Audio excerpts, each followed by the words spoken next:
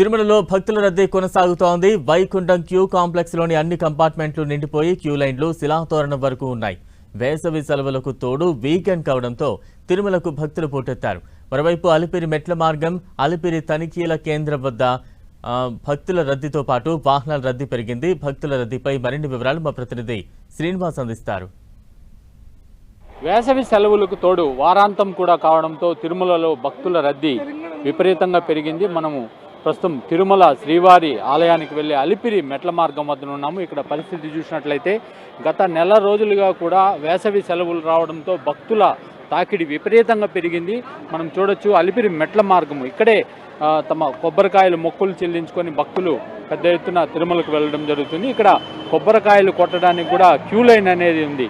మనం దాదాపుగా నిత్యం చూసినట్లయితే 80 నుండి 90 వేల మంది భక్తులు శ్రీవారిని దర్శించుకుంటున్నారు. అంటే వైకుంఠం క్యూ కాంప్లెక్స్లోని 31 కంపార్ట్మెంట్లు నిండిపోయి క్యూ లైన్లు శిలాతోరణం వరకు కూడా నిత్యం వ్యాపిస్తున్నాయి. దీంతో స్వామివారి దర్శనానికి 15 నుండి 24 గంటలు సమయం పడుతుంది. మరోవైపు ఇటు అలిపిరి మెట్ల మార్గమే కాదు, ఇటు అలిపిరి నుంచి తిరుమలకు వెళ్ళే ఘాట్ రోడ్లో కూడా వాహనాలు సంఖ్య విపరీతంగా పెరిగిందని చెప్పుకోవచ్చు. మనం చూడొచ్చు గత నెల రోజులుగా కూడా భక్తుల రద్దీ భారీగా పెరగడంతో వాహనాలు కూడా అదే సంఖ్యలో నిత్యం 8,000 వరకు కూడా 4 వీలర్స్ అంటే కార్లు ఇటువంటి వాహనాలన్నీ కూడా వెళ్తున్న పరిస్థితే. అదేవిధంగా ఆర్టీసీ బస్సుల ద్వారా కూడా వేలాదిగా భక్తులు తిరుమలకు చేరుకుంటున్నారు. కేవలం అలిపిరి తనిఖీల కేంద్రం వద్ద గంట సమయం పడుతుంది, ఒక్కొక్కసారి గంటన్నర కూడా సమయం పడుతుండడంతో భక్తులకు ఇబ్బందులు తప్పడం లేదు. వేసవి సెలవులు ముగింపు దశకు కూడా చేరుకున్నాయి.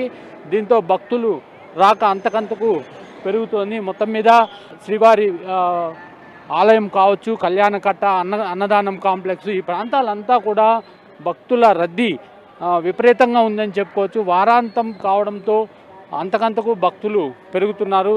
అలిపిరి టోల్గేట్ల వద్ద కూడా వాహనాల సంఖ్య భారీగా పెరుగుతోంది. అయితే ఇందుకు సంబంధించి అధికారులు కూడా ఏర్పాట్లు చేయడంలో మాత్రము ముందున్నారని చెప్పుకోవచ్చు.